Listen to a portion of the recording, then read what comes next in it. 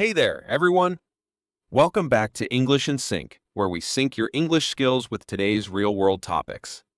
I'm John. And I'm Ashley.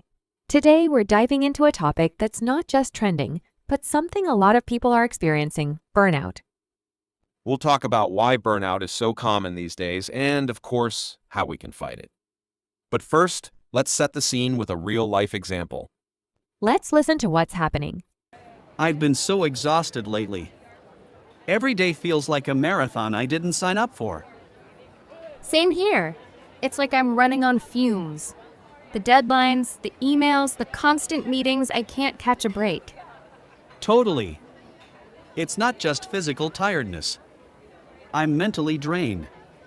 Even on weekends, I can't seem to relax. You know, I read somewhere this might be burnout. It's not just stress. It's deeper, like a total energy depletion. Wow, that was such a relatable conversation, Ashley. Don't you think? Oh, absolutely. I mean, how many times have we said things like Emily and Mark did?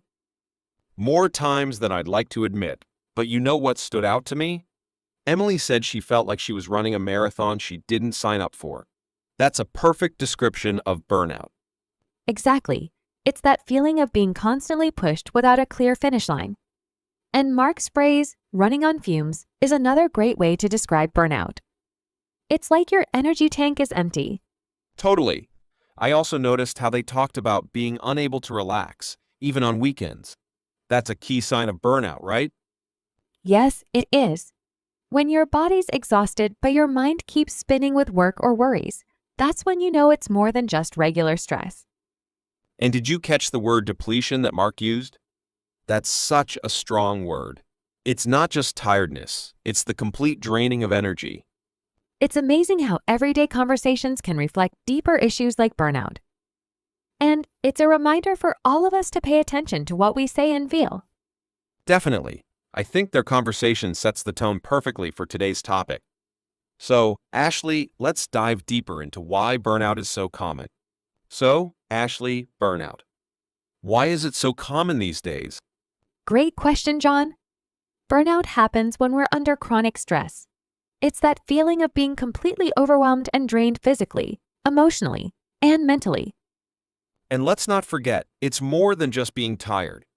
Burnout usually comes from long-term stress without proper recovery. Exactly. Think about how modern work culture glorifies being busy. Everyone's always hustling or grinding. There's hardly any time to disconnect. That's true. Plus, technology makes it worse. Emails, messages, and notifications follow us everywhere. And it's not just work. Students, parents, even teenagers experience burnout. There's pressure to perform, to succeed, to always do more. So, how do we know we're burned out and not just tired? Good point. Some signs of burnout include Feeling constantly exhausted, becoming cynical or negative about work or life. struggling to be productive, even with simple tasks. Yep, and sometimes people experience physical symptoms like headaches or even stomach problems. It's our body saying enough is enough. Absolutely. All right, listeners, time for our vocabulary segment. These words will help you talk about burnout with more confidence. First up, chronic stress. Chronic means something that lasts a long time.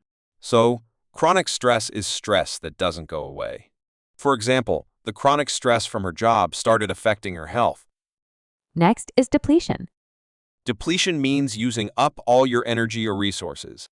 For example, after months of working overtime, she felt total energy depletion. Here's another, disconnect. To disconnect means to take a break from work or technology. For example, he disconnected from his phone over the weekend to relax. Last one, cynical. Cynical means being distrustful or negative, especially about something you used to care about. For example, she became cynical about her job after years of feeling undervalued. Got those? Now let's get back to the show. So how do we fight burnout, John? It starts with self-awareness. Recognizing the signs early is key. Yes, and then setting boundaries. Don't check emails after work hours, and say no to extra tasks when you're already overwhelmed. And let's not forget taking breaks.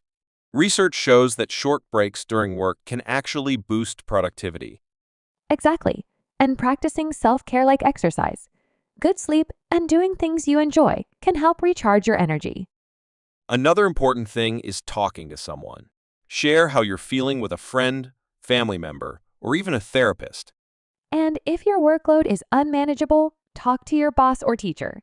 Sometimes they don't realize how much they're piling on. Great advice, Ashley. And remember, fighting burnout isn't about doing everything perfectly. It's about small steps toward balance. All right, listeners, that's a wrap on today's episode. Burnout is tough, but with the right tools, we can tackle it head on. If you enjoyed this episode, don't forget to follow us on Spotify, Apple Podcasts, or wherever you listen. And if you've ever experienced burnout, we'd love to hear how you dealt with it. Share your story with us on social media at English in Sync. Until next time, stay balanced, stay healthy, and keep learning English with us.